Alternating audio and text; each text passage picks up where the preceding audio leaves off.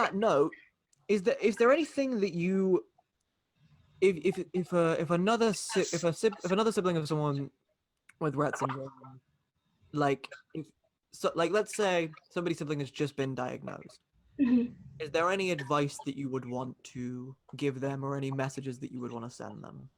Um, Maybe just that you should try include them, even though they have Rett syndrome. That you should try include them in as much as you can. Even like you should. But even if you can't, you should still try have fun, because just because they can't join in doesn't mean you can't have your own fun, and you should try your best to include them. But if you can't, that's okay, and because you still should still enjoy yourself. Yeah, I and it's a really hard thing, I think, to come to terms with that as well, and to sort of work that dichotomy out between how do I include this person, but also not, you know. Mhm.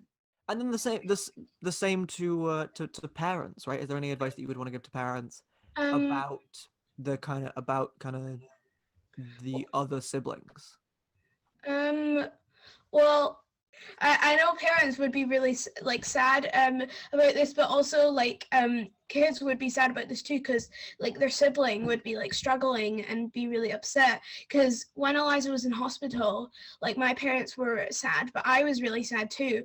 But I had to like try to be stay happy, otherwise I would get really depressed and I just wouldn't like I wouldn't enjoy anything. So I had to when she was in hospital, I would feel really sad because I would like I wasn't even allowed to like FaceTime her, because in intensive care you have to keep everything silent.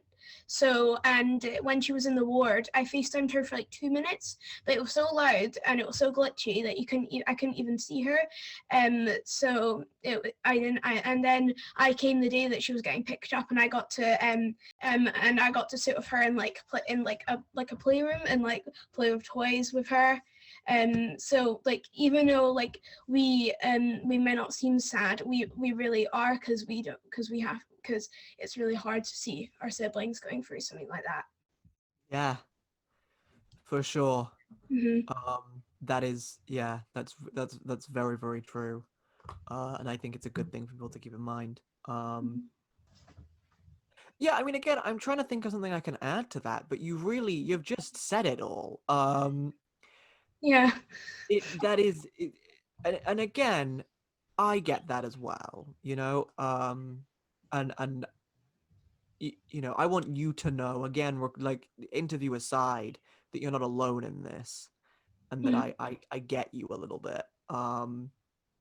You know, and that it is hard, and that I've been where you are to some extent. Um, yeah, Mhm. Yeah. that it can be really hard. But Uh-huh. you know, it you are an inspiration to people, and I want you to know that you really are. Um, and I'm really glad that we got to sit down and have this conversation. And I am, So you am know, I.